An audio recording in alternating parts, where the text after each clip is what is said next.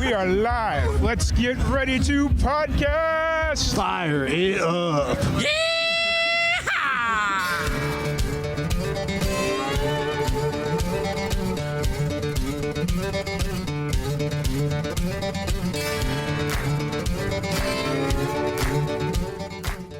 It would require a little bit more edit. It would require a little bit more fine tuning in the edit, but it would be like a super There we go. easy edit, you know?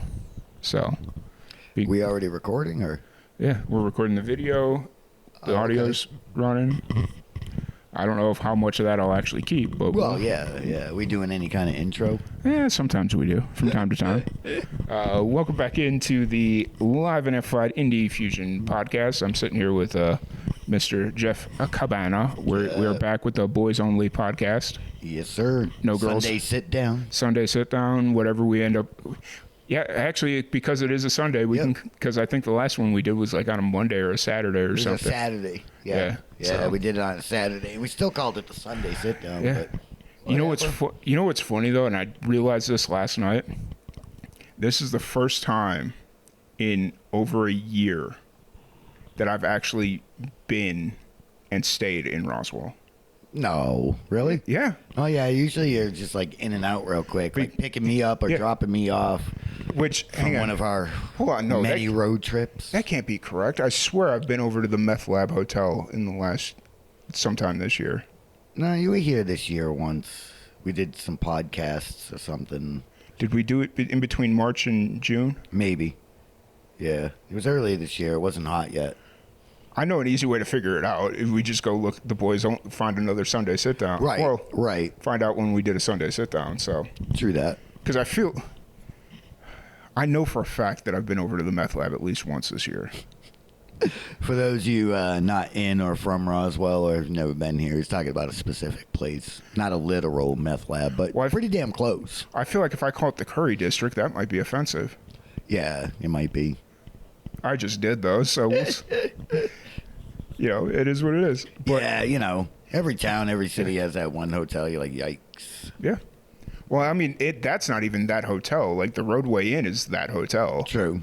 We got a couple. Or We got a couple of yikes. what's the bird one? The flamingo or the pelican or the? Oh man, It's over on like Second or the crane. the Crane. There you go. Crane. Yes. The And I was like, man, I know it, but it. All I had to say was the Bird Hotel. And Yeah. that's the oh shit hotel. Like Right. that one's so bad it's not even listed on Kayak. True. Like how bad of a hotel do you have to be that you're not even listed on Kayak? Yeah. So I bet you all the people you guys got coming into town, I bet you they're wide open. Maybe. I Yeah. don't know. That would be yikes. Right? Coming to visit Roswell and Like- then you end up in that hotel because you don't know. Yeah. And if you look online, the pictures make it look awesome. Right. You know, but it's Like not the awesome. the UFO hotel right over yonder over here Oh yeah. is on freaking Kayak. And like I Right. mean UFO Right. hotel isn't even that bad. Like it's a No, it's all right. no, not the UFO hotel, the Roswell motel or whatever it is. Yeah. It's- like because that's the hotel that's like right next to where I used to live when I was here. Yeah. Over on 21st. And honestly, when we'd bring people into town for work, that hotel, we'd always put them in that hotel. It wasn't bad. Right. I should have probably looked at staying there, Yeah. or at least, because everybody tells me it's like, it looks seedy as shit, but it's really not that bad. Yeah. So, You know, and I'm surprised no real estate developers have thought to come here and build like a UFO shaped hotel. they have them. I've seen videos of like, the thing is it's so UFO Right. that the city would be like you think the McDonald's UFO hotel is so UFO? Right. No, this thing is so UFO. Yeah, we need more stuff like that Yeah. though. Yeah. Everyone always blames the city. They're like, the city should do this, city should do that. It's like, no, private developers should. Like, Well, it's funny because there's this guy that was doing this YouTube series this summer where he was going to wanted to visit 50 states in 50 days. yeah, Cool. That's cool. I dig it. You need a little bit more, but you know, it's a cool idea. that's a lot of states in Yeah. a short time. Yeah. He did it. If you just Right. He got them all in. We But hop around on a plane. Obviously, no, he had to he use a drove. plane. He drove every Well, state. Hawaii and Alaska. Well, yeah, the last two. Okay. But, no, yeah. I'm like, you can't drive to Hawaii, man. He drove to the Best 48 Continental and then Okay. flew to Alaska and Hawaii. Gotcha. But I mean, you can drive to Alaska, FYI. You could. Yep. So. Yep. But no, I get what you're saying. No, so when he came to New Mexico, I was like, oh, I wonder where he's going to stay in New Mexico, because he's based out of Austin. Oh, okay. And I was like, okay, so New Mexico is either going to be like one of the first stops or one of the last stops, depending on how he goes through the map. Right. It's close to home. Yeah. And it was one of the first stops, and he stopped here in Roswell because I would have thought Santa Fe. No, there's a guy on Verbo or Airbnb or whatever it is. He took the old missile silo and converted it into. Oh, that's right. I heard that's open now. Yeah. He's got his old missile silo and turned it into an Airbnb, and that's where they stayed. Nice. And then they were positioning it like they were in Roswell. I was like, well, you're not really in Roswell, but close enough. Close enough, yeah. And they were like, it counts. Yeah. And they were like, okay, we're going to go into town, get some food and all that stuff. I was like, cool. Where are they going to stop? Like, stop some of these local spots, see what happens. Right. Go to the fucking UFO McDonald's. And I'm like, oh, really? Man. Really? You don't even go to like the UFO museum? Right. And it's not like, I mean, it's just the shape of the building. They don't have any special food that's like different or anything. And which is funny because you think they would. Like, McDonald's gives you kind of that, like, yes. They do certain things like that. Yeah. Like they'll, And they do allow for like specific franchises to be like, okay, you can do unique shit. Like I remember, like they in New Mexico. For those of you that have never been here, every McDonald's has a green chili burger, but it's not offered outside of New Mexico. Yeah, absolutely. So it's like I'm kind of surprised they don't have like a space burger or a space sandwich or something specific to Roswell. Yeah. Yep, that you can't get at any other McDonald's. But then again, I could only imagine what kind of PR nightmare it would be if you were like, oh, we've got our brand new alien burger, and it's like authentic alien meat, and it's right. Nah, they wouldn't go that route. It's like, oh, it sounds like a PR nightmare to me. Right. Nah, they would just, it would be just generic and so, the space burger, the space sandwich, or they would use like green ketchup on it. Yeah. Or something. Like, you know what I mean? Something stupid generic. Or, because hasn't CV down in Blackhawk, doesn't he have like a UFO burger or something now that he's... They do something like that. They got that food truck. Yeah, because I've seen it popping up on Facebook where they take and it's like they put it in like a hot press or something, and it shapes the bun. Oh, yeah, like a that's UFO. right. It's got like a little UFO on it. Yeah, well, no, it shapes the bun itself like a UFO, like a flying saucer. That's cool. I haven't been down there in a while. Honestly. Okay. Oh, you guys don't play down there that much? We haven't booked this year. Okay. For that. Like, it just hasn't happened. Yeah. For no reason particular. We just haven't booked there. See, that's the issue. Like, I mean, not to shit on Roswell, but there's a lot of cool venues here. There's just not enough good local talent here. Yeah, like, and I mean, our thing is we try not to overplay, man. If you're playing every single week, then nobody's gonna come out and pay like $25-$30 to see you open for someone. Yeah. So like, we do that on purpose. Well, no, and it's definitely that, but it's anybody that's like good. Like really, like good enough to draw a crowd. Yeah. Like that makes it work, because that's the thing that a lot of people don't look at it. They're just like, oh, somebody's got to give me a spot to perform because they need a band. And it's like, they don't need a band. They bring a band in either because they think you're going to help their crowd. Right. Like bring in a crowd for them. Yep. Or they think, oh, we're going to have a big night already. We need to have entertainment. Yeah. So those are the two situations that a venue brings in a band. Yep. And don't get me wrong, there's a lot of like talented like local musicians. They just don't know how to get a crowd in the door. Yeah. You know, and that's part of it. Like the talent is awesome. Don't get me wrong, you got good music, but you got to know how to get people to come and commit. It's that like there's probably 3, maybe 4 acts. We'll just call them acts so we don't go back and forth. Right. That can draw a consistent crowd anytime that they play. True. 3, maybe 4, and that's including probably the cover bands, because I feel like they're There's as much part of the music scene as everybody else. Oh yeah, definitely. And there's a couple that just have their own like following, and they do really well. Yeah, man. But anybody that can really draw a crowd, they're going to go out of town. It's like, oh well, we can draw in Roswell, we know that, but I want to go draw in Albuquerque. Like, can we draw in like that should be a New Mexico band's dream. Can I go draw in Las Cruces? Can I go draw in Taos? Can I go draw in Santa Fe, Albuquerque? Yeah. We haven't gotten that far north yet with our decent draws. Like, don't get me wrong, we played up there and stuff. But Albuquerque? Yeah, but the draws are okay. Yeah. You know. But, you know, in some of the smaller towns, we draw pretty good. Yeah. Well, and that's the thing is, like, Albuquerque's so saturated. Well, and they're also very... I've had a few people that live up in that part of New Mexico, like, Albuquerque's very fucking cliquish. Like, it is. You have to. Well, and the best thing to do is if you want to play in Albuquerque is find, like, a local band that you're buddies with. Yeah. Like, you know, I don't know. It's pretty easy to find, like, bands in Albuquerque that are cool as hell and you can be friends with. Oh, yeah. And, you know, I got a couple of bands like Man High and stuff like that. And you just do a show with them up there. They kind of have their crowd, and they're like, the fact that you're doing a show with them, they'll stick around and listen to you. So, you know, you're kind of piggybacking off somebody's crowd, but at least you're getting people in the door. And you're introducing yourself to new, you know, possible fans. Oh, yeah. I told you that I had one of the co-owners of Red Panda on thing you guys did up in Santa Fe or wherever it was. Yep.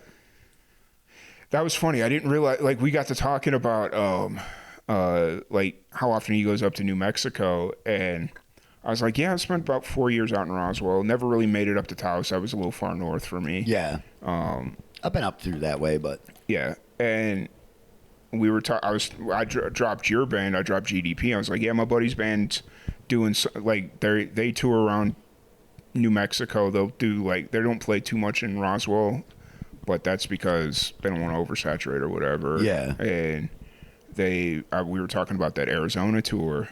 Yeah. And I just kind of dropped in, and they did, like, I was kind of mapping out because he does some similar tours to that. Yeah. And I was like, then they did this really cool thing up in Santa Fe that was like a live stream thing. And he's like, oh, what is it, Red Panda or whatever it was? Red Gorilla. Red Gorilla. Red Gorilla. And he was like, shout out to those guys. Yeah. He was like, I'm kind of co-owner of that. And I'm like, or like co-whatever. And I'm like, oh, that's cool. It was something they were doing during the pandemic. And I'm like...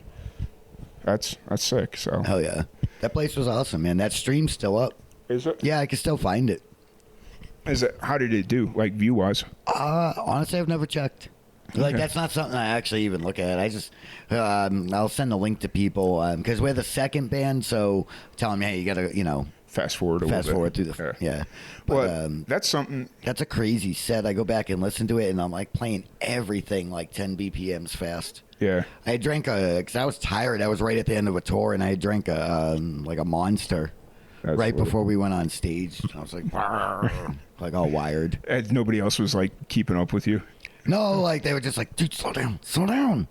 Shut up. I was trying. That's funny. That's so funny. I love that.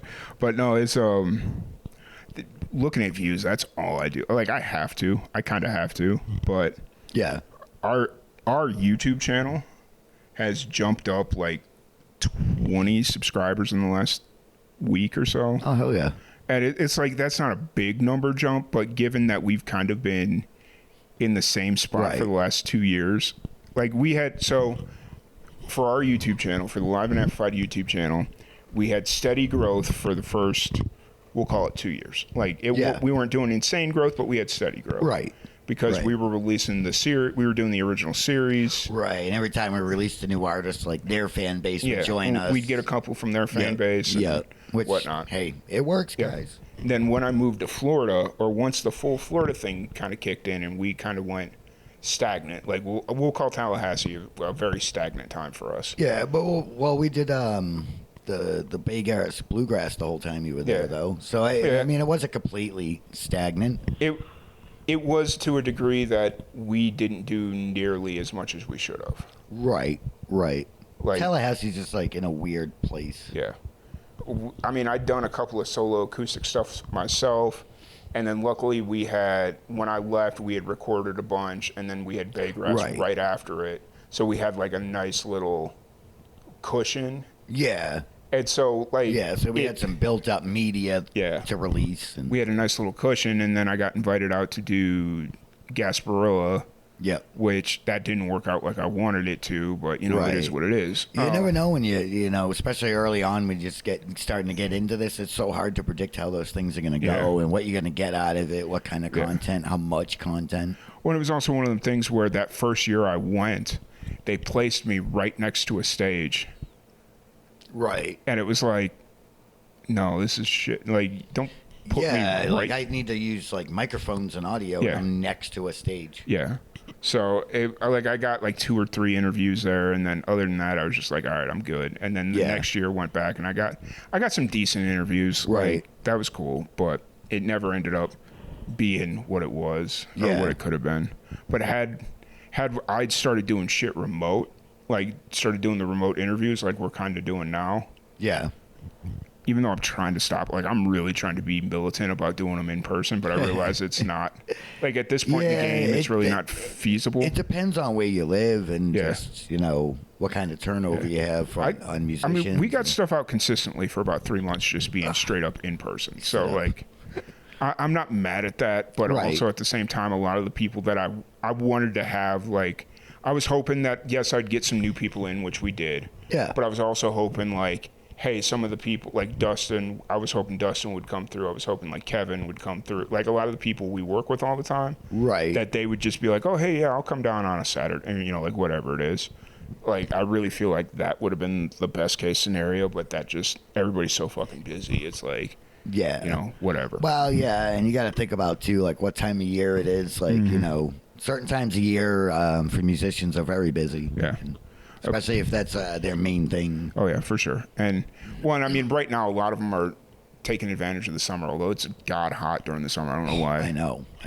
It wasn't that bad this year. I think we only got into the triple digits, like, less than 10 times this year. The same with us. Yeah. It wasn't that bad, but the humidity was insane this year. Yeah. I remember when we did the June, which I did finally release the June Outlaw Showcase. Oh, okay. I don't know if you saw that. I did. We lost the video. Well, we have had half the video, and I was just like, I'm not going to even fuck with the video. Like, we'll drop it and call it a day. But it's one of them deals where it's like that, for whatever reason, the audio is always a bitch and a half to work with. Yeah. Like, it doesn't come out as clean as we think it does. Right. It's so hard to do live and recorded simultaneously. Yeah. It really is. Well, like, this one wasn't bad. Like, the issue is how we have to sound check it, like how we're running the sound, because because it's the two of us and we have to run it from behind the PA. Yep. Yes, the new monitor helps, but because we have to mix it behind the PA, we're not getting a real right. And honestly, I think the way the monitor is kind of detrimental in a little bit of a way, because we're not able to control the monitor individually. True. Although we could. Well, because we just put it in the chain. Yeah. You know what I mean? It's a monitor, but at the same time, it's still running through the main chain.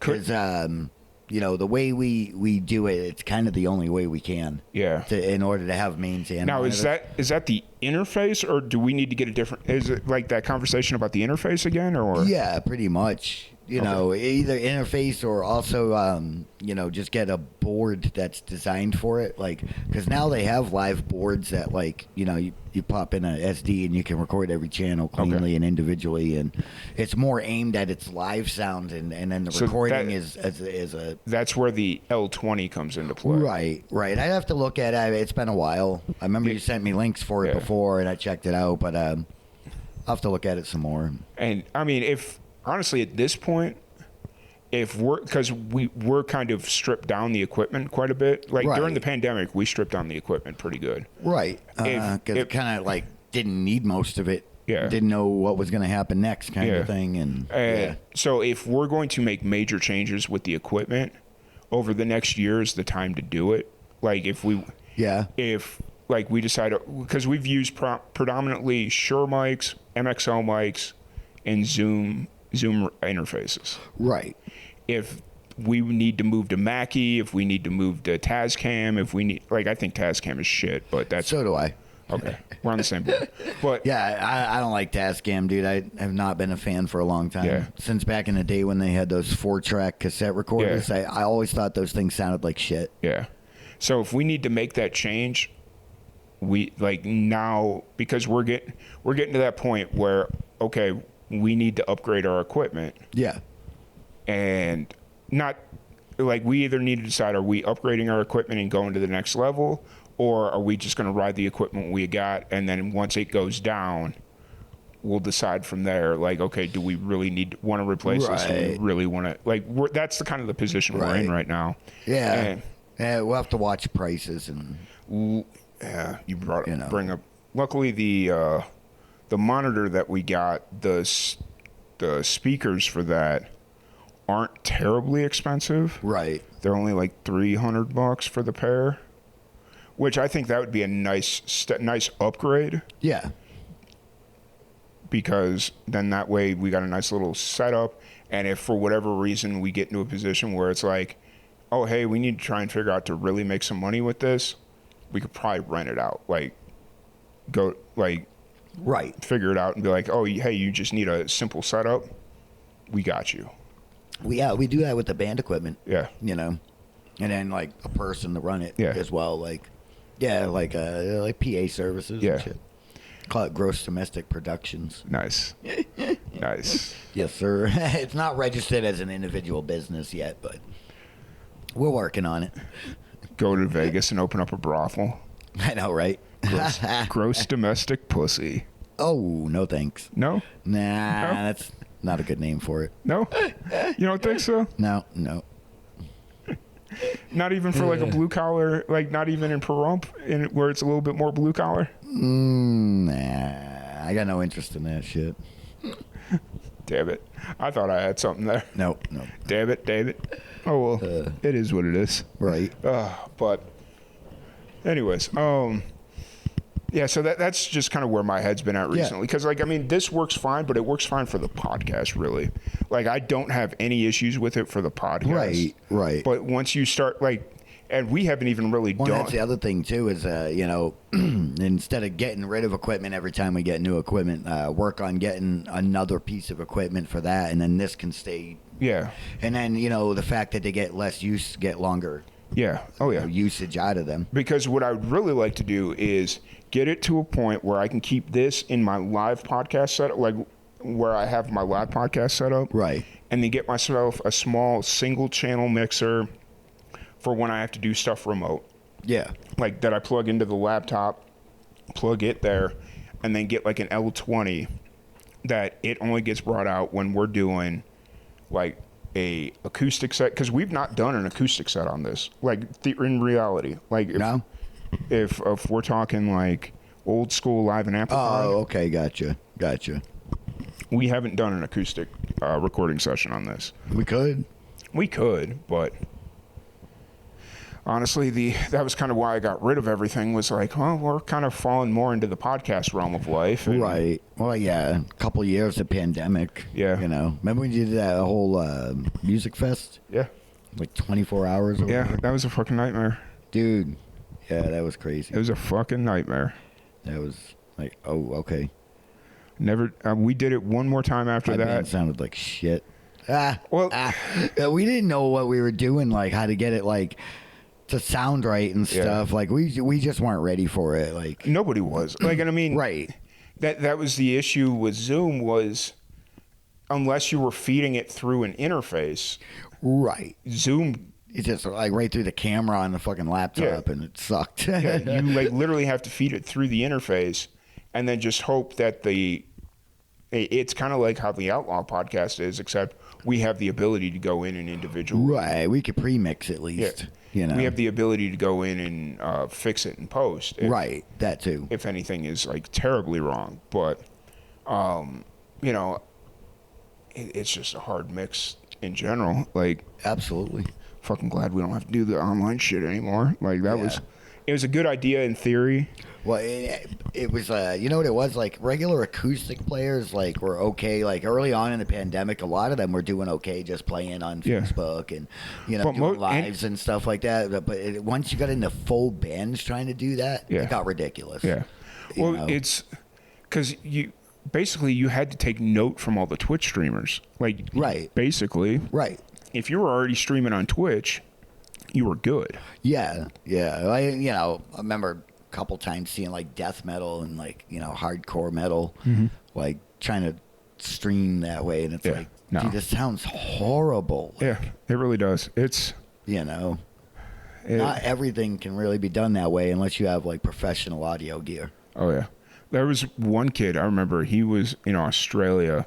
Like, he had his shit sounding pristine, and I'm like, and then like the internet went down or some shit. Like, you could have your shit sounding pristine, and then the internet's gonna fuck it up. Right. Like, and then there was like internet surging because everyone was home. Yeah. The internet usage were through the roof and all that stuff. But you know, I think we're in a position though that we're going to, like, the 10-year is going to be like that pivotal moment. Right. Like, we're going to find out. Like, I hate to put so much pressure on one event, but I think you feel it. I've been feeling it. It's going to go good, though, man, because I don't know, I feel comfortable just because it's here in Roswell, kind of like, I can't really call it my hometown. It's not where I grew up, but it's where I'm based out of now. You know, I've been here long enough. Well, it's in like a venue I'm highly like comfortable and familiar with. Yeah. So, well, it's one of those things where I'm definitely not worried about the show itself, because I think the show itself is going to be fine, because it's all going to be people we've met and worked with in some capacity, or at least I have. Yeah. You know, because obviously this is coming out after. We have the home base advantage. Yeah, we have home base. Even though you're out of Waco, it's still like you were in Roswell at one point. I'm still here. Yeah. You know, and the reason I'm putting so much pressure on this is because it's going to tell us, like, okay, people actually give a shit. Right. Versus if nobody shows up, or 20 people show up, it's like, okay, nobody gives a shit, and then we need to reevaluate what we're doing. Right. And I hate to be like that, but like Bastrop's a good barometer. Like, I think people give a shit, or at least, you know, pretend to give a shit. Give the appearance of giving a shit. At least giving the, because we've played Bastrop twice, or we've done Bastrop twice, and the first show was phenomenal. Like, we had probably like 80 people there, in and out. Yeah. Like, if we're counting in and out, we've had 80 people there for a small outside venue like that. And then that second show, that was down, but it was also June 1st and hot as shit. So like, that was probably a bad play. You know, Liberty's a different vibe. Like, even though they serve food and alcohol and everything like that, like the place in Bastrop is more restaurant based, so the turnover is like a movement. You know, Liberty, people come there intentionally to stay from beginning to end of a show. Oh yeah. So it's kind of different, you know. And it's nice because, like, when you know, say you do 80 people.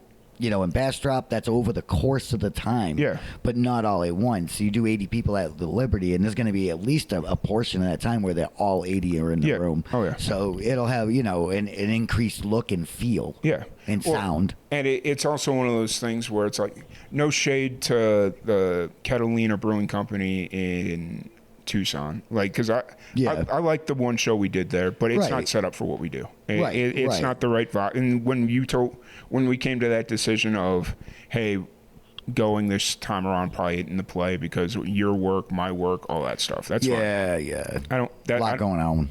Yeah, I don't care.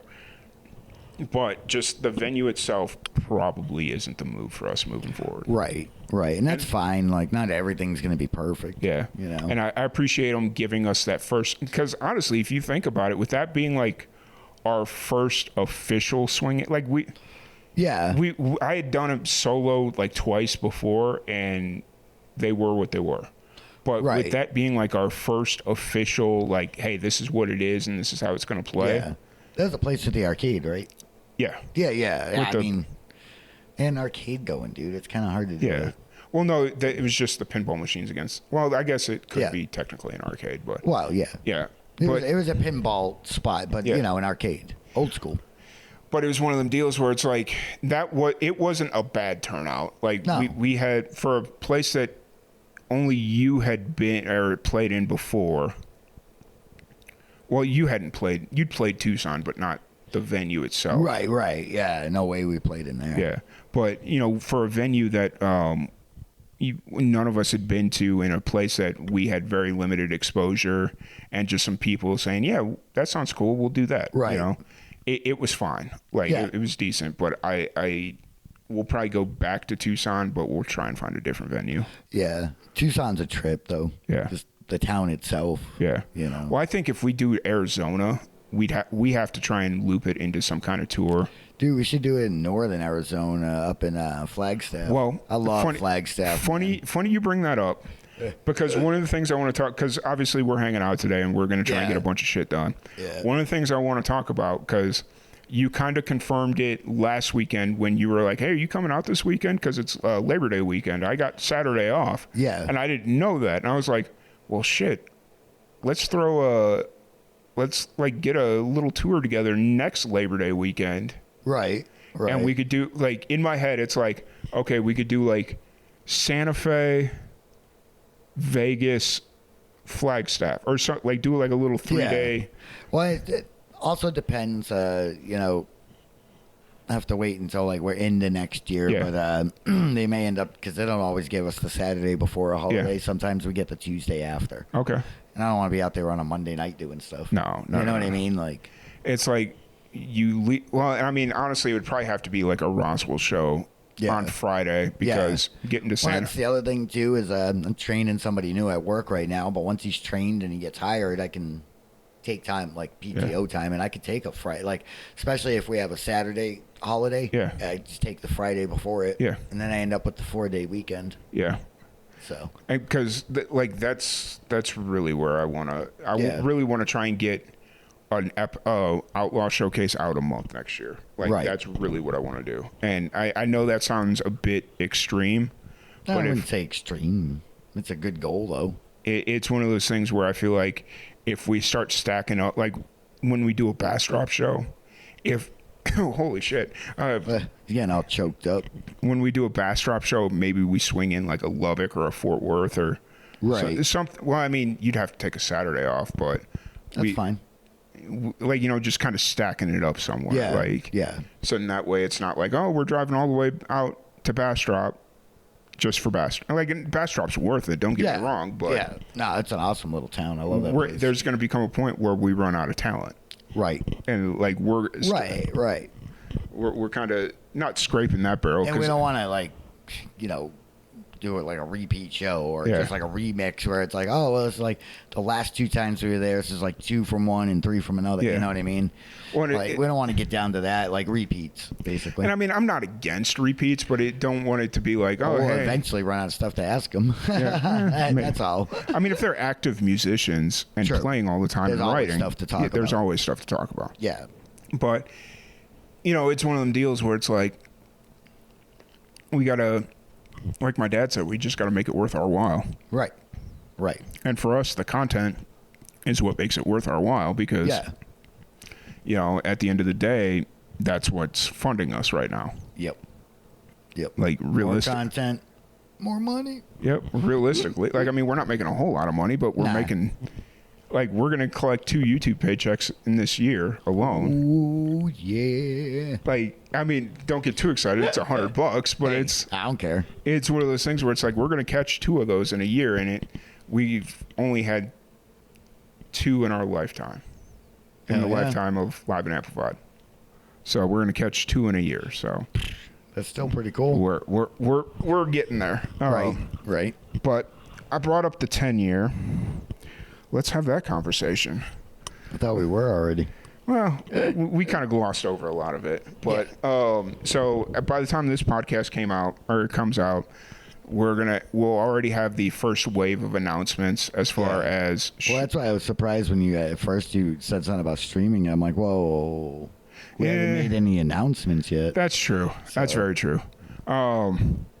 But, so we've got the first wave of artists. So anybody that's listening that doesn't know about the 10-year, it is December 7th. It is. Which actually, that's you know what December 7th is, right?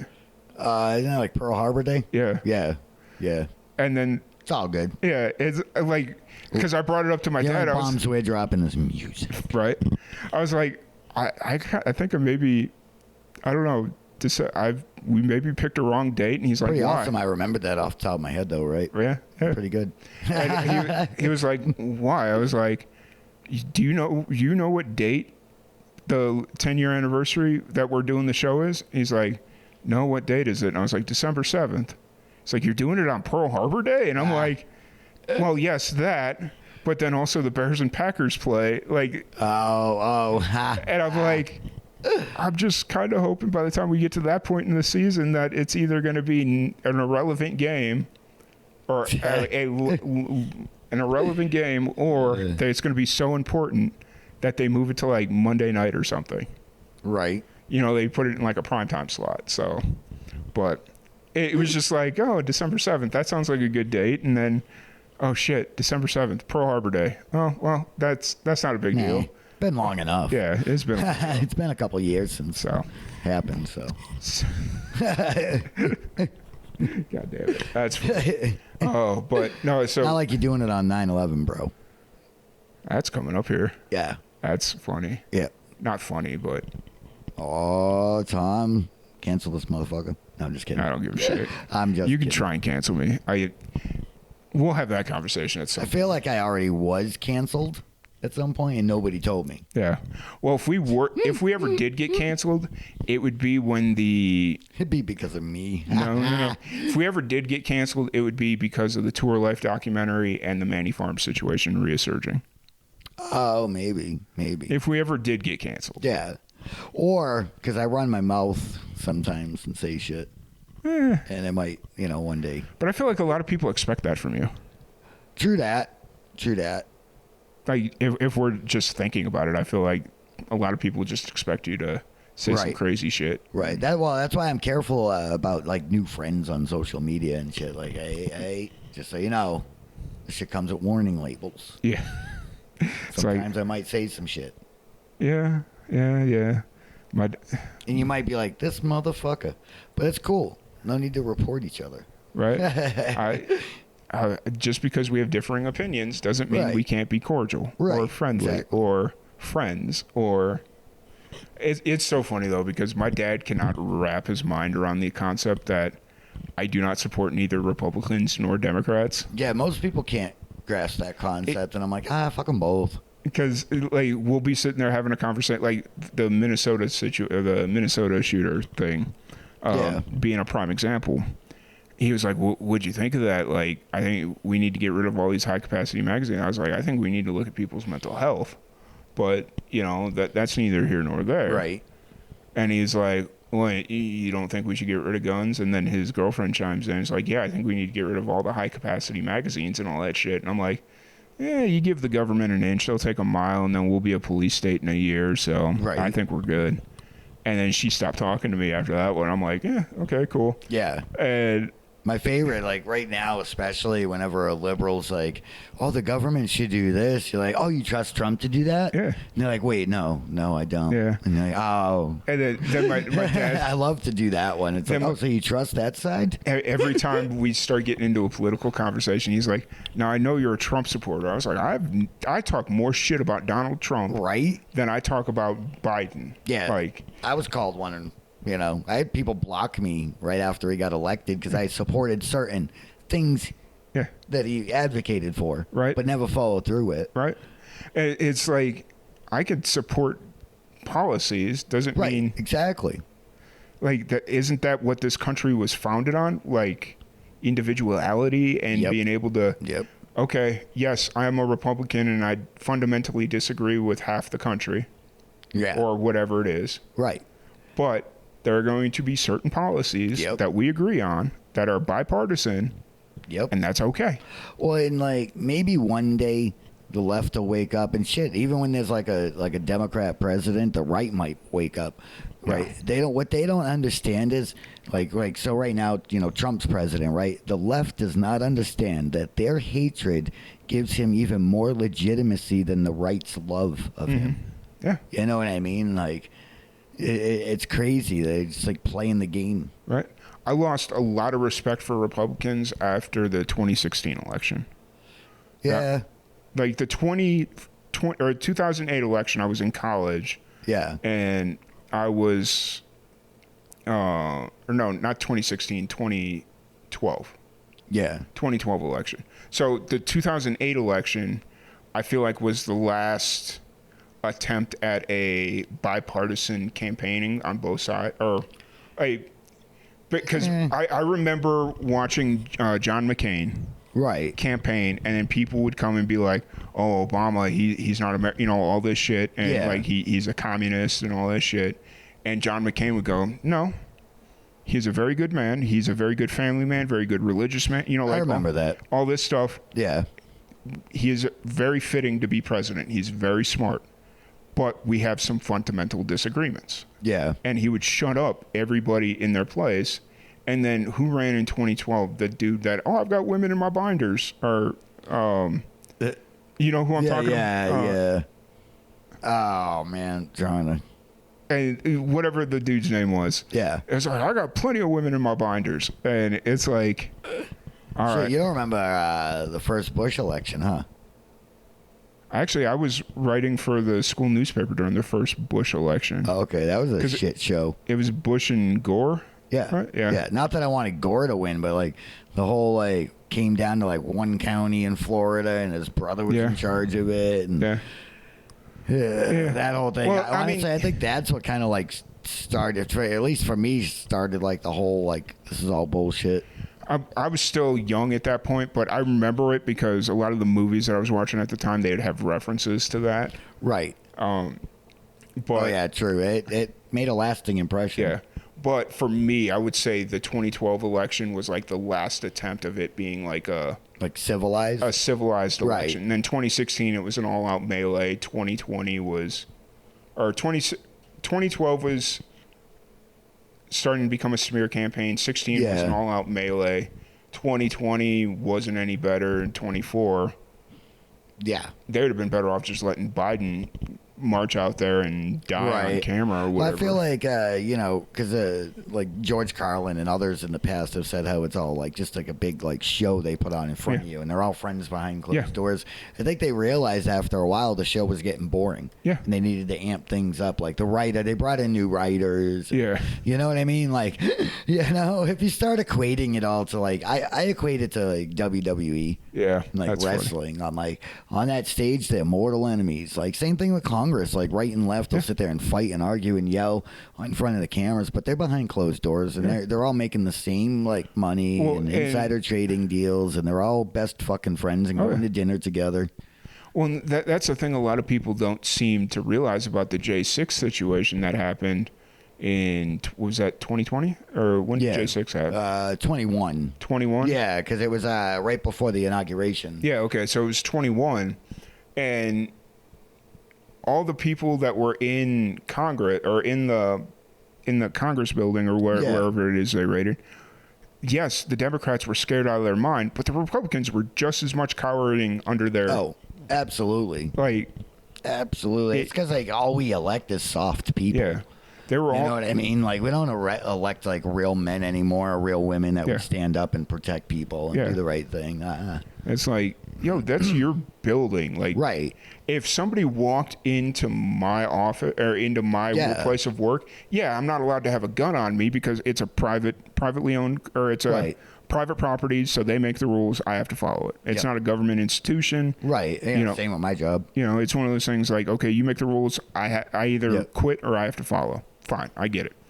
But if somebody came in, like burst their way in and started shooting up the newsroom or something, I'm taking their fucking ass out. I don't give it. Like, I'll take my life out to take their life out. I don't give a shit. It's called a reflex. It's like, because they do all these like intruder trainings and they teach you, just cower in your door or in your office, shut your door, shut the lights off. And I'm like, not for me. No, like if it's one person, somebody fucking sneak attack their ass and. Like, there's so many freaking offices, you could sneak attack somebody pretty fucking easy. Right. Tackle a motherfucker. Yeah. And like that, the building is so damn, like, cheaply made. Yeah. That even if we all did cower under our desks, all they have to do is take any fucking gun and just ring off rounds throughout from the outside. Yeah, quite honestly, like them fiberboard desks and shit, like 9 will go through them like they're paper, dude. Yeah. You know what I mean? Yeah. But they're really not protecting you. That's what the Democrats want you to be afraid of, and it's like, no, I'm not afraid of it. Like, you see that police chief up in Canada? I don't know which part of Canada, but it was like a home invasion and shit, and the dude ended up dead. And he's like, "Oh, if someone breaks into your home, just do what they say." Yeah. Just like, everything they say, just do it. It's like, no, dude. Well, because that's the whole because I've started doing some research on that, on like the whole. There's some states where you have the stand your ground law, where like you can stand your ground. You have the law or the duty to stand your ground. Right. And then there's also some where you can stand your ground if you're on your property, like the Castle Doctrine. Yeah, you got Castle Doctrine, and then Castle Doctrine changes from state to state. Shit, Massachusetts is you have a duty to retreat. Yep. Yeah, that's where I was going. Yeah, I hate that. Like, what? And it's like the only time you're allowed to fight back is if you're pinned in a corner. And it's like, no. Absolutely. That's why I left that. Like, one of the reasons I left that state, dude, because those kind of laws, like, they don't care about the average person. Yeah. It's like, okay, so we're going to just let fucking criminals take over the house, do whatever they want. Drive me out of my house, and it's my duty to retreat? Yeah. No. That's why I'm glad I'm in New Mexico, where it's like, got a gun, just shoot them. Yeah. And if they jump off your property, drag their ass back on property. Right. Even the local sheriff's are like, yeah, no, home intruders can die. Yeah. Good. I love it. Right. But so much for not talking politics. I know, right? But, it's just one of the things. It's an important thing to have. Like, because, there's a lot of fundamental things that I think you and I agree on, but I think there's also stuff that we disagree on. Probably. We don't go that deep down the rabbit hole. As much time as we spend in the car, though, I'm surprised we kind of haven't. But it is. We're usually too busy listening to Joe Rogan. Right. And for those of you that don't know, since we went into politics, I wasn't going to mention it, but since we went into politics, I'm running for city council here in Roswell, New Mexico. Or Ward 1, Roswell, New Mexico. Tom actually is helping me with some of my campaign materials, helping me with my branding. I really like the little slogan, less government, more community. I was like, damn, dude, I sent that to a few people, and they were like, wow, that is so perfect for you, dude. I'm like, I know he nailed it. So thank you for that, by the way. Like, I was like, damn, he put it perfectly, like just the wording, everything. I was like, oh, man, that is perfect. Yeah. Well, it was one of those things where I was trying to figure so I was running through ChatGPT, and I was telling it, like, okay, I'm helping my buddy come up with like branding and slogans and or like all this stuff for this thing. Here's his general political stance, and this is where he's at. This is all the thing, and it started throwing out some like, oh, that's where I got the color scheme from for the thing. Like, it gave me the color scheme, and it was like, it's like it wanted to work turquoise in there, and I was like, no, turquoise is too on the nose for New Mexico. Like, I feel like everybody. Yeah, I feel like I'm not like a native. Yeah, and but like the Adobe red and the desert tan or whatever it's fucking called. Like, I like it. It works. The only issue is it doesn't pop like I want it to, but it's like it works. I'm gonna have a banner made from it and hang it on my front fence because I live on a pretty main street. Yeah. There's like 3 schools near me. Are you sure code enforcement isn't gonna shit a fit about it? They can't do anything about it during campaign season. Okay. No, I'm allowed to do this, and just like a banner hanging across the fence. And dude, I sat out there one day and in an hour counted over 400 cars. Nice. Go by my house. Like, it's a main route for a lot of Roswell. Yeah. So just that alone will put, probably an average of anywhere. I'm thinking about 2,000 to 2,500 people a day will see it. Nice. You can. Yeah, in a town of 50,000, it's. Yeah, you can get those pretty cheaply made. Like, I got a local guy. Okay. Southwest Printers here. I reached out to him about doing some merch for the 10-year. But I haven't heard back from him. Gotcha. But, yeah, it's. Because we've done work with them. They print some of our shirts and some of our flyers and stuff in the past. Yeah. I think they did some of our stickers, too. Nice. Yeah, no, that's cool. That'll be good. But, no, I'd thrown a lot of that stuff in, and it was like, it gave me the general idea for the slogan or whatever, and I was like, well, because it was like a big long thing, like this big long like almost quote type thing, and I'm like, okay, I want something that'll fit on a sign, and, right? Something with just like 3 to 4 syllables, like you know what I mean. And I like the two things that popped out in the quote that they had written there was less government, more community, and I'm like, right. That's it right there. That's perfect. That's the thing. Yep. And so then that like basically sums up all my beliefs, like, because I'm very like volunteer heavy, and like I believe in like community doing things for each other. Don't ask the government when we can just do it. Yeah. And I mean that might come back to bite you a little bit, but it is what it is. It's what I stand for, and I'm not gonna ever really switch up on that stance. Even my wife was kind of joking around. She's like, what happens if you actually win? You're gonna turn into one of them, aren't you? I was like, no, dude. I was like, I have integrity. Like, I'm not easily bought. I was like, I have a big mouth. You know that. Honestly, I'm never going to keep my mouth shut. I think the real big play is if somebody ran for mayor. Like that needs to be the. This 4 running. Well, here's the thing about that is one of them being the incumbent who's horrible. Well, here's the thing about the mayoral thing is I picked up on something, and I think I brought it up to your attention. Half the people running in the mayoral election don't live in Roswell.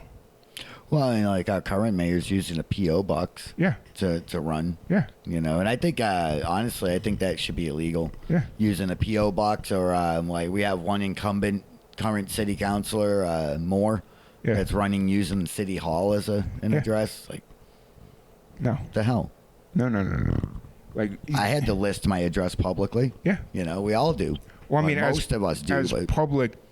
As public figures. Right. You kind of have to, don't you? Right. And if you're elected as a public servant, then like your information should be public. Dude. Yeah. Like, me, I'm a libertarian. I'm very about my privacy, but I realize that when you run for an office and you make a public figure of yourself, that stuff becomes, public information. Exactly. Especially. And even if I can accept that, then damn, somebody else needs to, because you know how I am about that. Yeah. Like, I won't even announce my address during like public hearings. They can try to force it, and I'm like, no, dude, I'm not giving it. Yeah. I remember when you were just staying at the place you're at now. Yeah. Before you got your apartment. And right. When you were just staying there, I came to like this was when I was still living here. I was living over in Marie's mom's old trailer over there on Sunset. Oh yeah. I came over. I was coming back from work or something, and I was swinging by to hang out with you for a little bit. And there was that crazy lady. There was like a crazy lady with a kid that was chasing down vehicles, trying to get them to stop or something. Yeah. And so I just drove. I remember that. I kept driving, and I drove home, and I called the cops, and I was like, "Hey, I don't know what's going on, but at the corner of whatever and whatever, there's a lady trying to flag down cars, and then if you don't stop, the kid, she sends her kid running after you." Yeah. And I don't know if she's on drugs. I don't know if she's in distress. I don't know what's going on, but you may want to send somebody over there. Which, in hindsight, probably wasn't it was something that had to be done, but I was also... RPD ain't that bad, though, quite honestly. Okay. And I mean, they've had some bad moments. They ain't perfect. Yeah. But honestly, they're not bad compared to like other cities and places I've been to. Fair. They're not completely Gestapo-ish here. Okay. But I'd called the cops, and they were like, "Okay, well, who are you?" And I'm like, "Oh, I'm just a concerned citizen, bystander. Right. Yeah. I don't anonymous. I'm staying anonymous." And they're like, "Well, where do you live?" And I'm like, "I'm staying anonymous." "Well, we need to know who you are so we know who to put on the report as a witness." And I'm like, "No, I just want y'all to go send somebody to check on it." Yeah. And because I was at my buddy's place, and I've seen her stop a car and wouldn't let them leave. Yeah. Until they just rolled up their window and forced themselves to leave, Right. And it's like, that's an issue. That's a situation. So. Yeah. But you're checking your phone because I know you want to wrap this up. No. Okay. No. I'm cool. I actually was like, damn. Yeah. Not bad. Oh, okay. I saw you check your phone, and I was just I could use a cigarette, but we're almost done. Yeah. I say that hopefully. Yeah. But, no, I got some good ideas for this town. since we got into it, let me just throw a little out there because I might ask you for some of these clips later. Okay. Hey, good campaign material. Yeah. But I got some great ideas, back after the flood and everything, and the city was broke and they needed money. So what they do, they had a special meeting to vote on, raising the GRT, which is gross receipt tax, which is sales tax that they add on top of state sales tax. 90% of our city's budget comes from GRT. So it's, significant for us to raise that. And they damn near have it maxed out right now. They only really have one little bit more they can before they are at the max. Luckily, there is a max. So the cities like this can't just keep raising it. But, I was the first speaker at that emergency meeting. I had to leave work 3 hours early in order to even attend because it was the middle of the day on a work day. And, I stood up and I said, instead of raising our taxes, why don't you make cuts? And they just looked at me like I had 5 heads. But I have some great ideas and about cutting, different departments and cutting different budgets. And we don't need to always tax and spend every year. The city can save some money. Yeah. It sounds like you need somebody that knows how to manage money in the mayor, or that wouldn't even be a mayor. No. The mayor really has like little to no power here. It's like ceremonial. Yeah. He only has a tie-breaking vote, but... some of the most egregious things passed by our council are by unanimous decision, and they all do basically what our mayor wants them to do. It's so weird. Like, I've been to so many council meetings and watched so many, and you can tell even the people that are hesitant, almost like they're texting each other during meetings and messaging each other and shit like that. And somebody's strong-arming somebody. I'm not going to name any names, but it seems like the worst decisions they made were all unanimous. Unilateral decision, but masked as a group decision. Yeah, exactly. That's funny. And then they say really like low IQ things like, oh, well, we were elected to make the tough decisions. No, you were elected to do what your constituents want you to do. Yeah. You'd be hard-pressed to find a single person in Roswell that's like, oh, I want my taxes higher. Yeah. I definitely want to pay more in taxes. No, not a single one wanted that tax raised, and you did it anyway. So, you obviously don't care what the people that actually work for a living in Roswell and produce want. Well, so what good are you? They sit there and raise all their taxes, but honestly, what is the city getting out of it? Well, because they raised our tax as a way to get money from the state so that they could start making repairs, and then that money, fingers crossed they were going to get it back from FEMA, but they're really not going to get it back from FEMA. Well, because here's the thing. It's like you drive anywhere in this town. Like, driving to your house this morning to come get you, I saw more, like, it looked like the Wild Wild West driving down. I'm not going to say what street I was driving down, but, driving down the street to your house, it looked like the fucking Wild Wild West from 19th down all the way to at least 2nd. It was like... They're giving you shit about some stuff. Right. Like, look at the city property. Oh. Look at the fucking, you can't necessarily pick on a lot of the corporate properties because most of them, they just don't have any. Right. Well, it's just, we've gotten more rain and moisture this year than I've been here 12 years, dude, and this is definitely the most I've seen.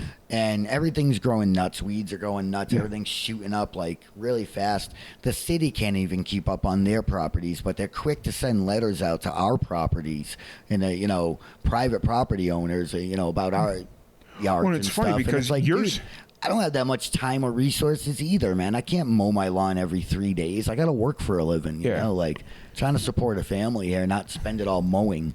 Well, what you need to watch and be careful, because if it gets too crazy, I've seen this happening before where cities will mandate that you have to use their whatever predetermined service. Right. Luckily, we don't have that here. Okay. but what I'd like to do is pass an ordinance that holds the city directly accountable to the people. So an ordinance that says you can't levy, you can send out letters, sure, fine, but you can't levy a single fine or take a single action against a private property owner unless 100% of city properties are up to the same exact code. Yeah. And that holds them responsible to us. Yeah. Now, if your yard's out of control and it's a jungle and they, come in and they actually do anything about it, like levy a fine or action against you or take you to court, and any of their properties look just as bad, if not worse, they have nothing to stand on. Mm-hmm. And then you have a recourse to sue the city for it. Yeah. And I'm not big on suing the city because that money comes directly out of the taxpayer pocket. Yeah. What I want to do is limit liability. Yeah. The city is, like I say, really quick to start threatening us with letters, but their property isn't up to the code, and it's for one simple reason is that we got a lot of rain this year. Yeah. Okay. Now, if you weren't sending me harassing letters, I wouldn't even care what the city property looked like because I get it. This has been just one of them years. Nobody could keep up with it. Yeah. But, they want to harass me, then I want to harass them back. Your property doesn't even look... I could see their my front point. yard's about 3 I could see their point, but it's not as bad as it's been. No, actually, yeah. It's been much worse this summer. A couple times. It's like, okay, yeah, you haven't mowed it in a few weeks or whatever. Right. But 2 weeks. 2 weeks. Yeah.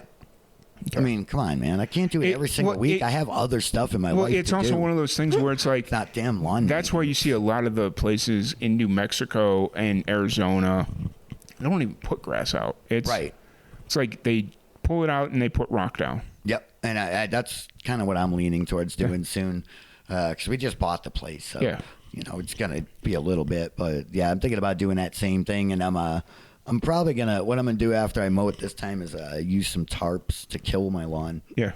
At least temporarily, because it doesn't grow real grass anyway. It's all like crabgrass and goat head plants, whatever those are called.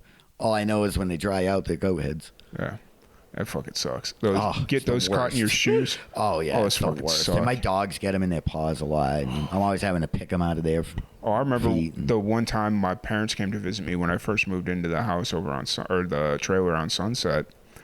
They brought their dog with them, and he just went gallivanting out. Because he's one of those dogs that you have to watch him, but you can let him off his leash, and he's not going to go run because he was so fucking lazy. He wasn't going to go running that far. But he went bushwhacking through some bushes, and he came out, and he was just covered in fucking goat heads. And I'm like, I probably should have fucking warned you. And then he burned his fucking paws because we forgot that I didn't realize that the blacktop was like basically a frying pan for a dog. Oh, absolutely. Yeah. And so I was just like, sorry, Mom. And she's like, I should have known better. But, Well, I mean, you went to the desert. Yeah. What'd you think was going to happen? It's just like, okay, fair enough. Yeah. But it's like I said, it's one of them things. I mean, you're in the desert. Yeah. But no, it's cool that you're running again, and we'll see what happens. Give it a try.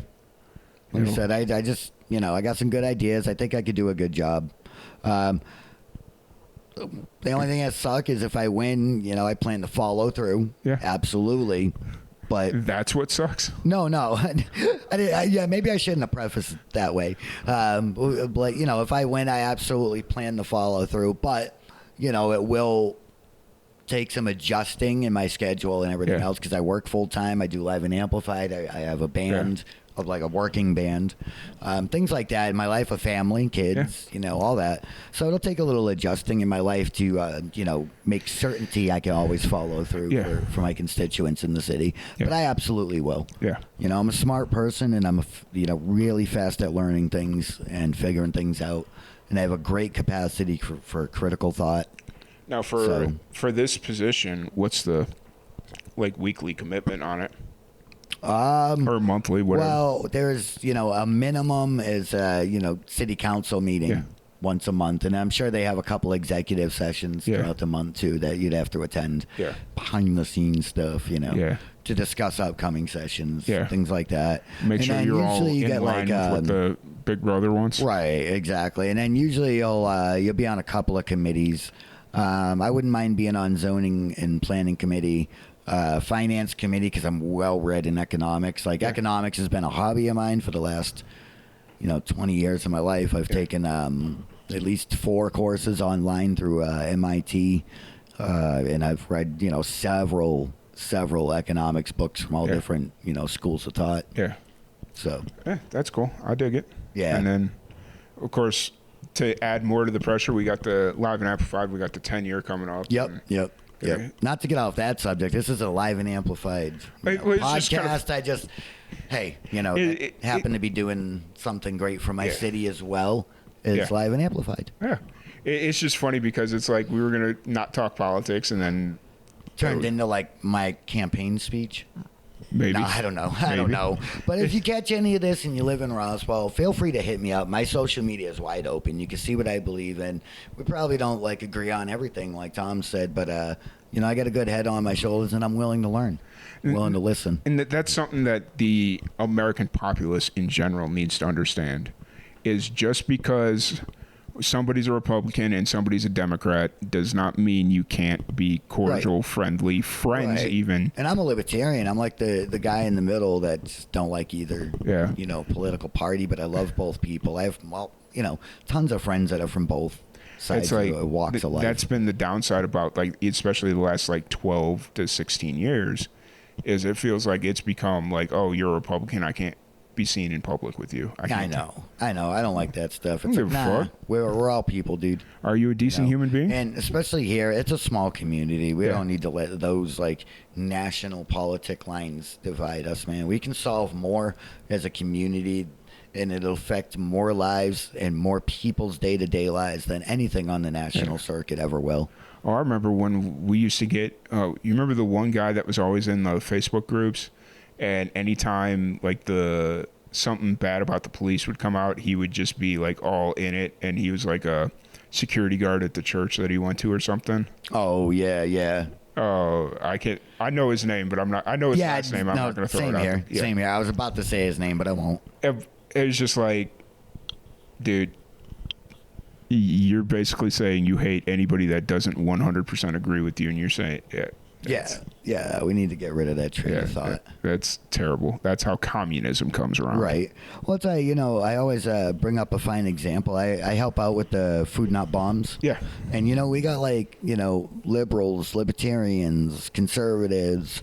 It's a handout, so parties. No, I'm just kidding. It's people from all different parties that are down there donating either food or time or effort to help feed those that need it, Yeah. And regardless of our political backgrounds, we all agree on one thing: humans need food. Yeah. And I like stuff like that where we can just come together because it doesn't matter what party you're in. We agree, people need to eat to live. And we 100%. need to help our community. 100%. It needs to be there, and it doesn't need to be government subsidized. Right. To make it feasible. Exactly. I had an idea about, reducing park and recreation's work and therefore, reducing even the cost of labor in the park and recreations is, dude, I guarantee in a town of almost 50,000 people, you can find 50 to 75 people that love our local parks enough that would volunteer to do rotations, go around once a week and spend about an hour to an hour and a half cleaning up the parks. Yeah. And they would do one each week throughout the year and stuff. And if you have 2 to 3 groups of people doing that, no problem, all volunteer, and they all go do it, right? You can reduce the amount of work that Park and Rec needs, or they go and pick up the trash and Park and Rec can mow it. Things like that. And when we can start reducing the cost on the tax burden on the citizens and start saving money with this city, everyone flourishes. The cost of living goes down, and we all do better. Because that's the big the cost of in comparison to other places, the cost to live here is cheaper, but But it's going up. It's expensive for what Roswell has to offer. Right. When I first moved here, my first apartment in Roswell, 12 years ago, pre-pandemic, lots of things, I moved here in 2013, and we got our first apartment, I want to say March of that year. Yeah.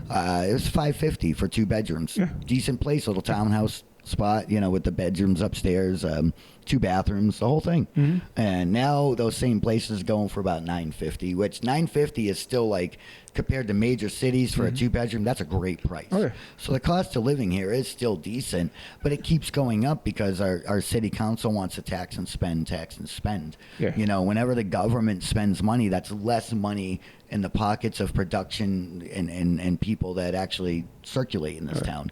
I might have worded that a little wrong, but most of you know what I mean. I don't think I was around, or I just started coming around as you moved out of that townhouse. Yeah. Or I started hanging around with you, not coming around, because I came. Yeah, it was like right after all that, and then I kind of had a rough time and bounced around, and then kind of landed. Yeah. With my wife. Yeah. But no, like even my apartment, my 1-1 was $350, $400, something like that. Right. Exactly. And then the cost of living here, the low crime, because even though and that's why I hate per capita. Roswell looks bad on paper because of per capita, but honestly, I've lived in major cities, man. This place ain't that bad. No, it really isn't. It's all there's no random crime. Like it's all. Like if you're involved in drugs, involved in gang activity, or out there sleeping around is another reason people get hurt here. Right. Yeah, that stuff happens to you, but it is far less random crime here than there is in large cities. Right.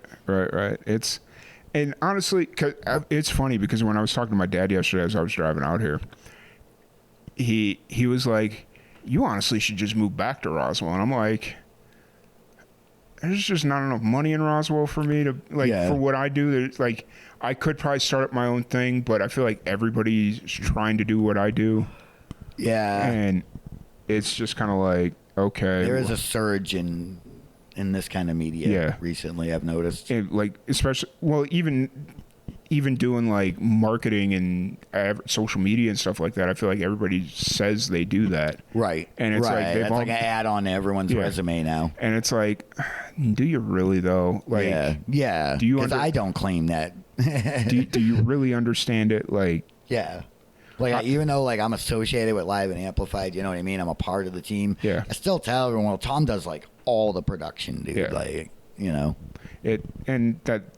So, but I was just like, if right time, right opportunity ever came up, I wouldn't be against moving back, I guess. Like, right time, we'd be able to get more done. Yeah. Like if it was a position where it was like, it'd be easier. Like an hour podcast on like a fucking Wednesday afternoon would be doable if you lived right down the street. Like you know what I mean? Yeah. Like it'd be one of them. It'd be one of them deals where it's like, okay, if I still be home in time for dinner, right? if we did that, and then like let's just say the situation that I'm trying to figure out in Waco with like between the job, the personal stuff, and like if that stuff isn't. It's bad you couldn't find a good paying remote. See, the issue with that is all that remote stuff is getting moved to AI anyways. I know, yeah. So because I was talking to somebody that works in like works for a tech firm, and they're like, if you see a remote job, be very careful taking that because in 3 years they're going to just farm it out to AI. You're just training the AI that's going to replace you. They're going to farm you out to AI, and then you're going to be up shit's creek. And I was like, well, in theory, I hope in 3 years that I'll be doing Live and Amplified full time, but I've been saying that for the last 10 years, so. Yeah, we have. It's just like, I mean, let's don't get me wrong, I like my job, but I would love to do either like the band or this full time and be able to like support my family in the same capacity. You know what I mean? Because looking at it, it wouldn't take a lot of wouldn't take a lot of finances to really make if we kept it small between you and me. Yeah. And we wanted to pay ourselves. And have enough money to not do whatever we want or to go on any trip we wanted to go on. I'd say if you gave me like $75, $80 a year, I'd be good. Everything at home be paid, and I could travel and have that on top of it. Well, that's what I'm getting at. Is it's like, it's very hard for me to believe that we've had a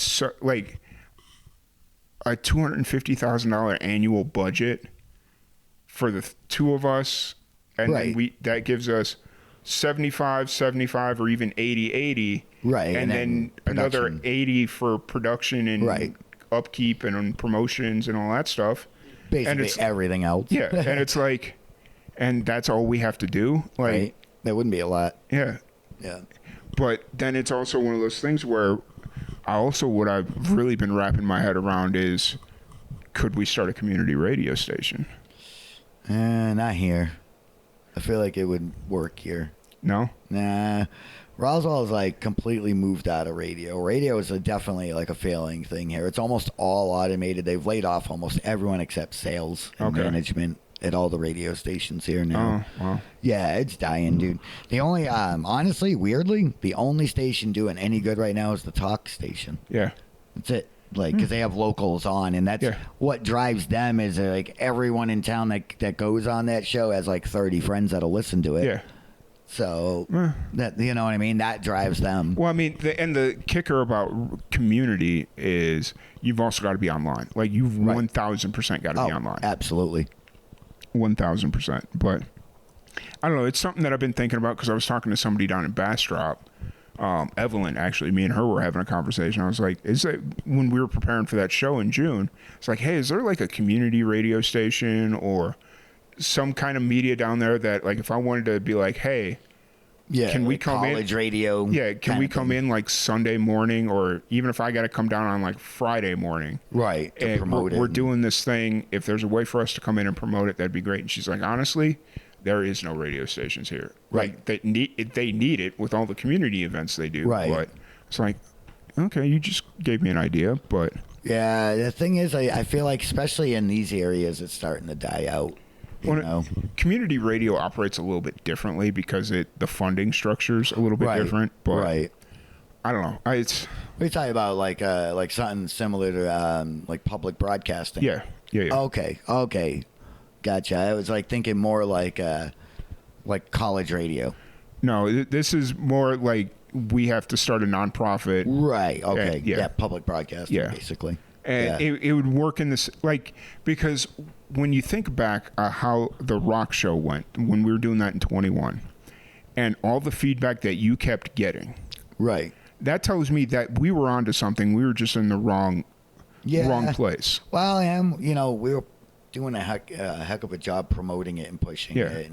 And, I did a lot of word of mouth with that. Like, I had a ton of people listening because I kept talking about it. Right. And I think had we been in a position where I don't want to badmouth the entire situation because we did get an opportunity to do something. We did get an opportunity. Maybe if we had been, maybe we were working with the wrong people to do it. There you go. Maybe it just, if we had worked with somebody else that was like maybe like a little different production style. I think we would have, thrived more than having somebody that. Let me think of the right way to word this. So we came into it. He gave us the medium, but at the same time treated us like competition. Yeah. And that wasn't right. It should have been a cooperation, not a competition. Yeah. But he brought us into something just to compete with us in a weird way, like because it was one of them deals where I remember several different conversations where you and I were having where it was like, hey, just a heads up, they're trying to move me, Tom Quiet, out of this and just make it a you and the however we want to address it. Right. And because every time he turned or like every other week he's bad mouthing episodes thinking that you're the one that were producing them, but in reality you were the one producing them. Right. And it's like, which was kind of funny to me. Like, it's like there was a lot of fucking like irony. Yeah, he was like shit talking your productions, right? While trying to bring you.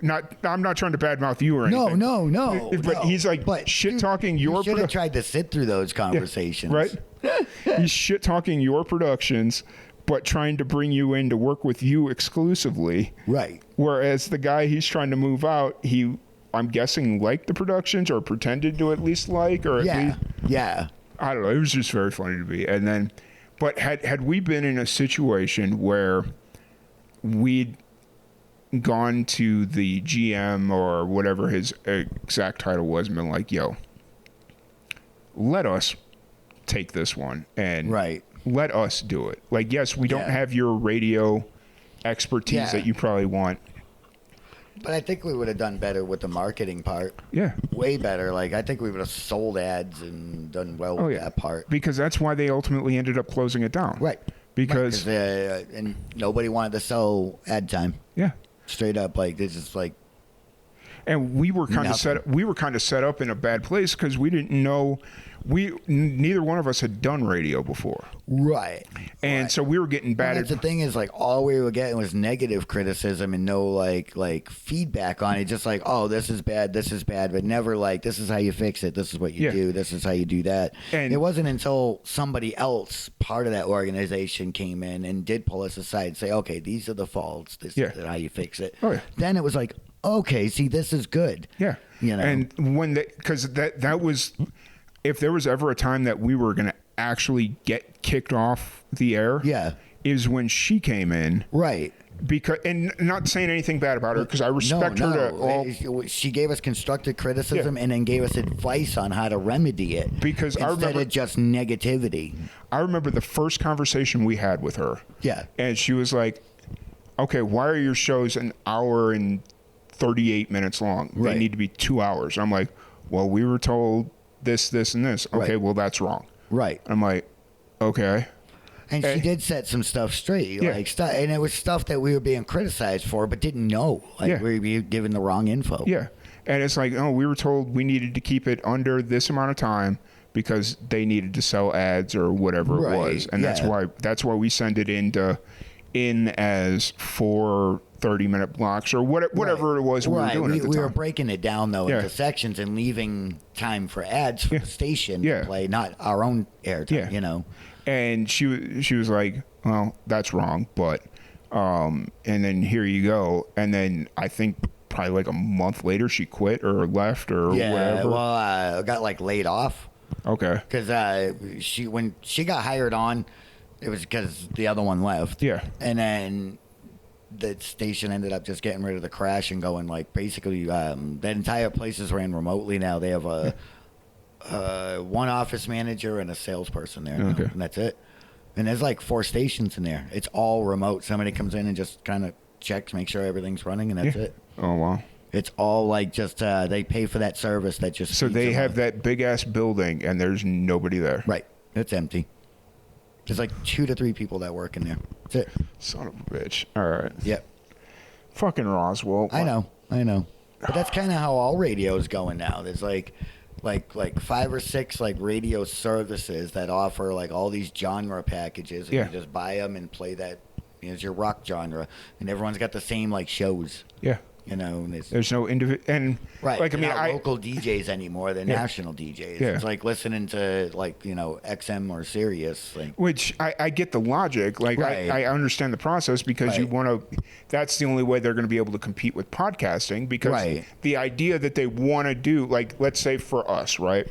We decide next summer we're going to go on a road trip, right? And we cross into 7 different major cities throughout the one day of this road trip. They want us to be able to listen to the same thing from beginning to end, no matter what city we're in. The issue is once you go from one market to the next, you got to find out where that station is. So what they really need to be doing is inventing a smart radio that'll just automatically scan and search. Where's the show playing in this market? Right. Well, and now, like, especially national travel, if you're driving cross country, almost nobody's looking for radio stations anymore as you travel. How often do you do that? You just use your phone and stream everything. Well, I drive through West Texas, so I do it more often than you think. Oh, okay. I almost never, ever. Like, if I don't have a cell signal or anything, I just enjoy the quiet time in the car. I don't even bother trying to look for local radio When we were doing a rock radio show, I would do it almost every time I came up. Once I got past Abilene. Fair enough. I would go scanning for the rock stations and find out, okay, this is what they're playing in West Texas. Like, cool. Yeah. And it helped me figure out, okay, what are they playing okay, I've been in the car for 3 hours and I've heard fucking Sublime 7 times already. Right. You know.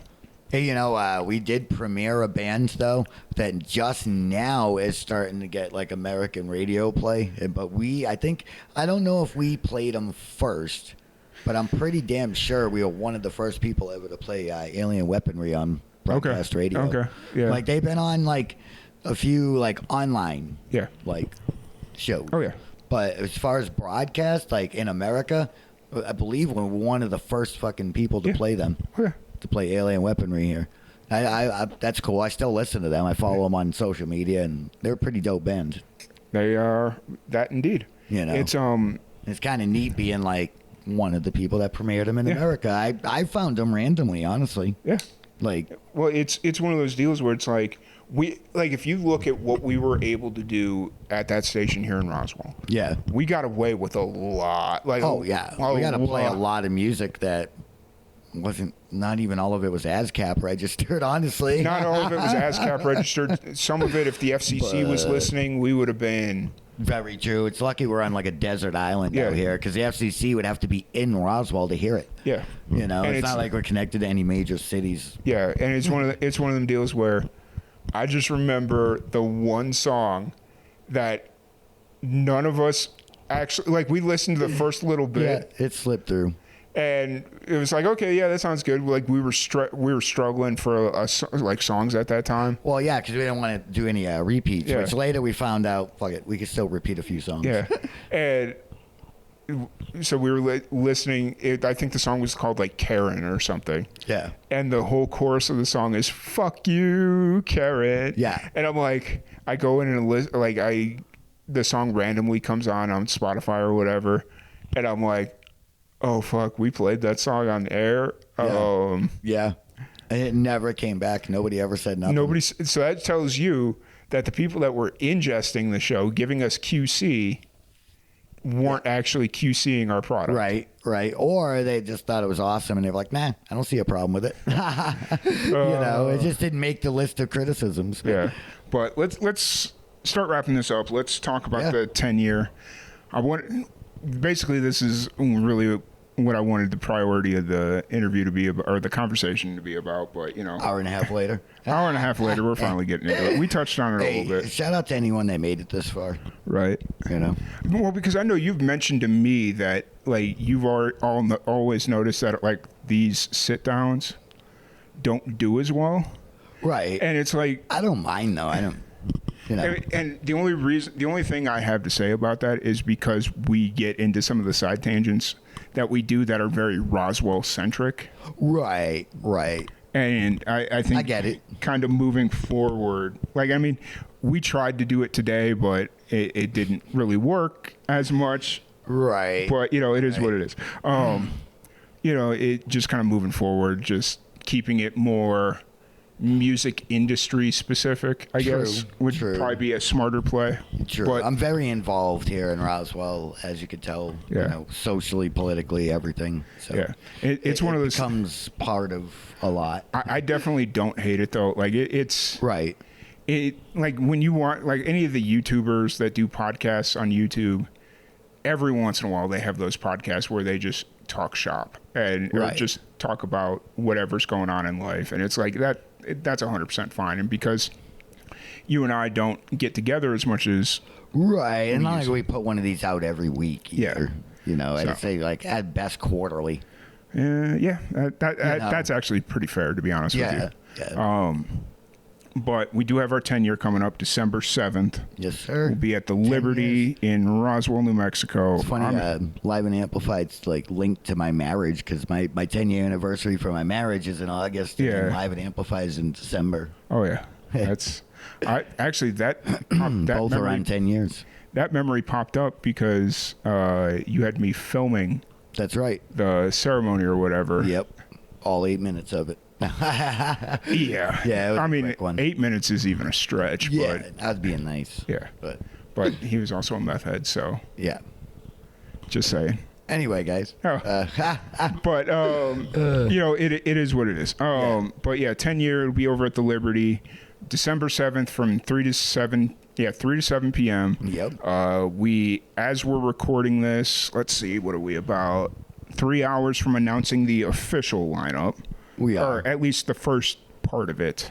Right. You know, we're gonna hold a few cards, for later. I've seen that work very well, like just not putting out the entire lineup. Yep. Plus, it gives us an opportunity to make changes as we see fit, because we don't. Right. Honestly, we don't even have everyone booked yet. Well, it's still a ways away. You might have somebody solid today, but a lot can change in a few months. Yeah. And, 100%. Things happen. And it's one of those things where I think we picked the 3 that are 100% booked and confirmed, even though we booked them a month ago. Like, right. These 3 were literally the first 3, or 3 of the first 4 that I reached out to.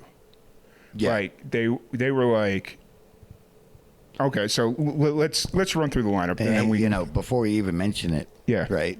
Give them a little teaser. A lot of people from the first series, the original concept and idea of Live and Amplified, that first series. Oh yeah. The first run of announcements is so we brought in Erin Bent, or we're bringing in Erin Bent, who she's blown up over the last pretty much since the pandemic. Right. Since she dropped, pretty much since she dropped her last album, and she's really started to find her groove, find her own. Yep. And she was part of that first. She was like one of the original 5. Yeah, wasn't she like episode 3 or 4? Yeah, she was like episode 3 or 4. Yeah. So she was one of the original 5. And so bringing her back was a no-brainer. Yeah. And honestly, I didn't think she was going to say. I had a feeling she would say yes, but in the back of my head, I was like, she's not going to come down to Roswell for us. We haven't. Right. It's been a little bit since we've actually worked. Like, we did a podcast during the pandemic, but we've been big supporters all these years. So, but she said yes, she's coming down, and so that's for reference, she recently won a New Mexico Music Award this year and stuff, and her new album's doing really good. Yeah, so she's going to be coming down. That's going to be great. And then we are bringing out a friend from Texas. Jillian Hudson, who was on the last Outlaw Showcase, the most recent one that was released a couple weeks ago. It was one of them deals. And if you watch that or listen to that, she's amazing. Such a good voice and such a talented songwriter. Yeah, and I think on one of the drives back from that, we started talking about how great she would sound at the Liberty. Yeah. Just like it was literally a very authentic conversation about, okay, let's figure, let's wait a little bit. Let's not start booking people. It's freaking June, for Christ's sake. Right. But, I mean. Yeah, it's still really early, for booking. Even now, we're just getting into September, and we're still early. But I think we start getting more solid numbers now. But I'm also running off the mindset of the pandemic. Because after that, the couple years after the pandemic, you couldn't book anybody 3 months out. Like, you had to get them like a year out, year and a half out. Yeah. So I'm still running of that mindset of like, I'd rather be early than late. Right. So we got her coming in, and then we've got another New Mexico native. He is from Las Cruces. He was on, what was he on? American Idol. Oh, okay. It wasn't The Voice? Or was it The Voice? Now I don't remember. Either way, he was on one of them shows. Yeah, he was on one of them shows. Zachy, I'm sorry if you're listening to this. Just crucify me at the tenure. Sorry, dude. It is what it is. Yeah, honestly, the first time I met him, I didn't even know what he was on. Okay. So it's really I've never seen a single episode of either one. Okay, fair enough. Yeah. This far in life, folks, and I've never seen a single episode. Even with as much as your mom or your wife and her mom? I'd glance at it and catch like little pieces of this or that, but I've never sat down and watched an entire episode from beginning to end. Okay, fair. Yeah. That sounds more accurate. But I've caught clips and, even scrolling online, you catch clips of stuff. Right. Right. That's fair. Okay. We're just trying to keep you honest. Yeah. No, definitely. But I've never fully watched like an episode. That's fair. Of either show. So, and then we got Zachy Sicarno, who's coming in. He's coming up from Las Cruces. And, I met him last year at CMA Fest in Nashville, so 2024 in Nashville. And I didn't know who he was when I booked, like, during, like, all those kind of industry events like CMA Fest, CRS, and Americana Fest and all that shit that are like strictly industry events, I just book whoever says yes, we'll book. Like, right. It's all about volume. Yeah. At those things. Yeah. And like, yes, it sucks because it's usually like you got 15 minutes, go. Right. But you know, it's better than nothing, I guess. And it introduces me to a lot of people, so it's cool. Yeah, and it gets your foot in the door to get them on the full show later and things like that. But it's also one of them things that it's really cool because it's like trying to prepare for 50 fucking interviews is impossible. Right. So I just go in. You can do prep and background on every single person, you know? So I just go in and just like, I don't know nothing about you. Tell me about yourself. Just, generic questions, basically, And then because like 15 minutes, you're not going to get in. It's not going to be a round table of deep thought. Right. You know, like you have 15 you have just enough time for marketing questions, really. Like, who are you, where you from, and what are you selling? Yeah. Like, you know what I mean? Yeah. Like, and I mean, that sucks because that's basically what they're doing all day. Right. Yeah. You know, but I mean, from their end, they're going around and answering the same fucking 3 questions from 10 different people. Right. You're asking the same 3 questions from 50 different people. So, no, nobody likes it. I try and keep it interesting. Part of the game. Yeah. But, you know, it's cool. It's, that's the first lineup. So we have Aaron Bent, we have Jillian Hudson, and then we have Zachy Sicarno, and then every solid lineup so far, folks, and that's half of the lineup so far. Yeah, I would say probably about a third. That's probably about a third. You know, we'll third half. And we're gonna tease you. Yeah, it's one of those things where it's just like. This gives us an opportunity to see what the event's going to really look like, how people respond to it. Like if people are gangbusters over the moon and it's like... Yeah, you know, it's Roswell. I wouldn't hold my breath. Things start getting more popular as you get closer to the event here. Because even like the big name shows, like the ones you know are going to sell out, like the Facebook stuff doesn't get much attention until literally like a couple weeks before. Okay. And then it starts gaining popularity and more people kind of lock into it. Like, just how it is here. Well, then that's where we need to play that game. Okay, if that's how Roswell is, like, it doesn't start getting popular, let's say 3 weeks out. But everyone will know about it. Yeah. You know. Let's say it starts gaining popularity December 7th. Or not December 7th, like November 20th. Right. Sorry, it's my foot. Oh. It was my foot on the leg here. Okay. So like let's say November 20th it starts gaining popularity here in Roswell.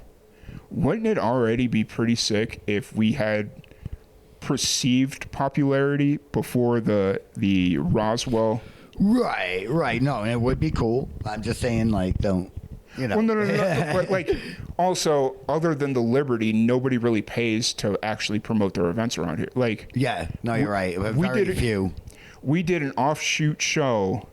You remember the first show we promoted as Live and Amplified when we brought the twins and Aaron Bent down over at Stellar Coffee? Yep.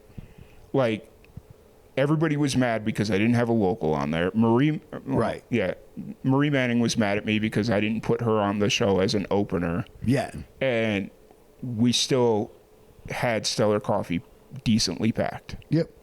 I'm not going to say it was standing room only, but it was still decently packed. Well, it's not like there's a lot of chairs in there anyway, but you know. So I get it. For like Stellar Coffee, the fact that we had 20, 30 people in there, that was still a decent turnout for Stellar Coffee. Oh, absolutely. And that's all because we promoted the fuck out of it. Yep. And imagine now we have people that have some sort of name recognition. Right. Not to shit all over Aaron Bent and the twins, but at that time, the twins had literally just started playing. Right. Like they were a year into their career.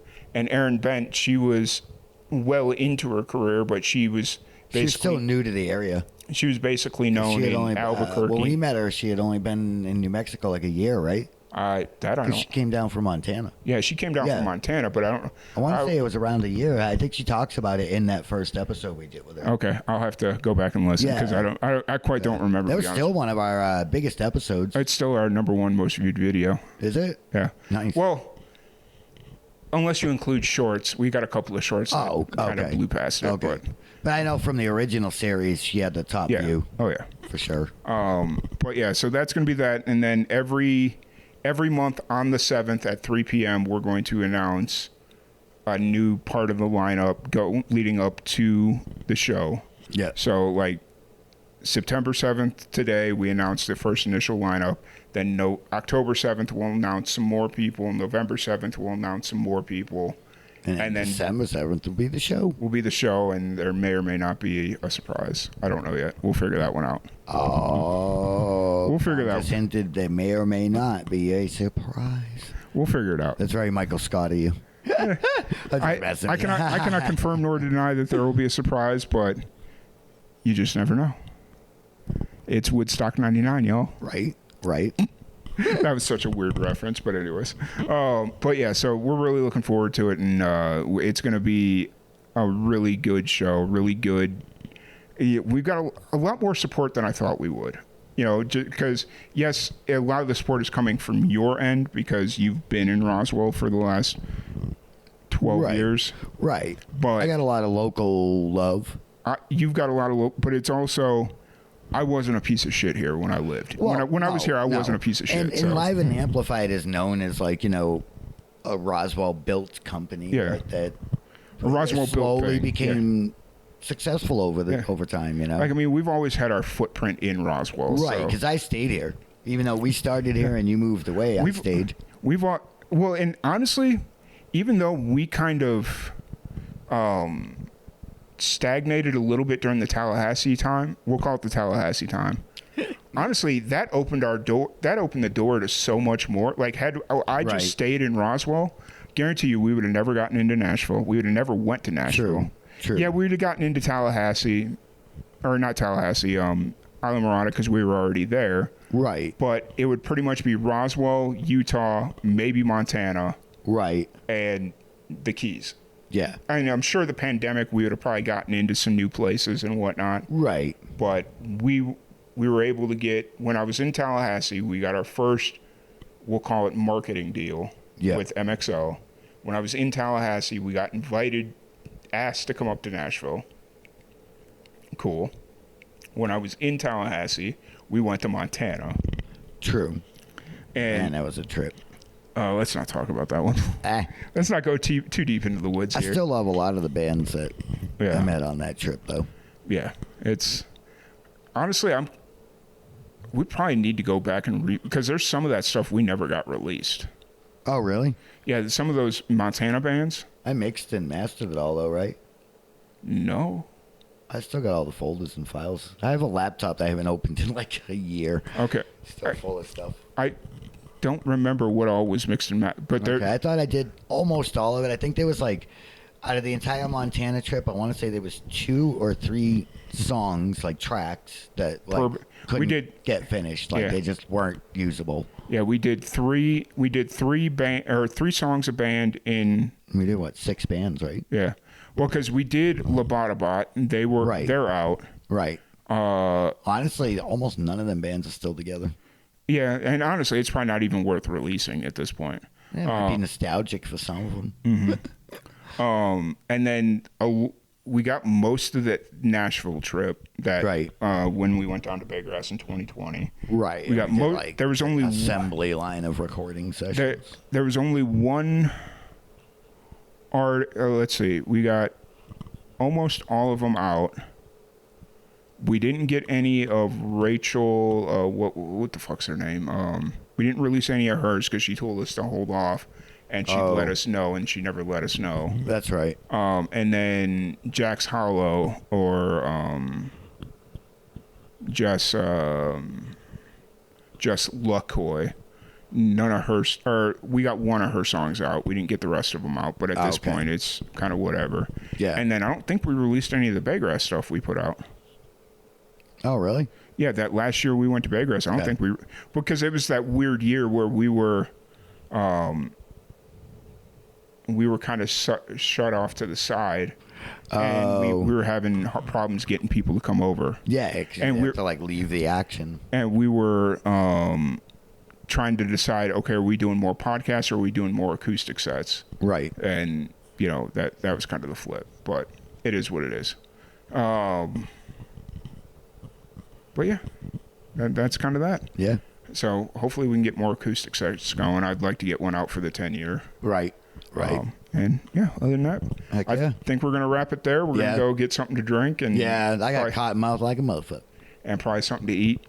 Maybe some fruit snacks in a juice box, you know. Yeah, that's still a kid at heart. That's fair. And then we'll do some critique videos, and then we'll just kind of sit down and chat and shoot the shit because we don't do that often. Watch out if you got a video, we might critique it. Oh, we are 100% critiquing it. I'm critiquing it. 100%. So awesome. All right, we'll see you guys later. Later. Bye.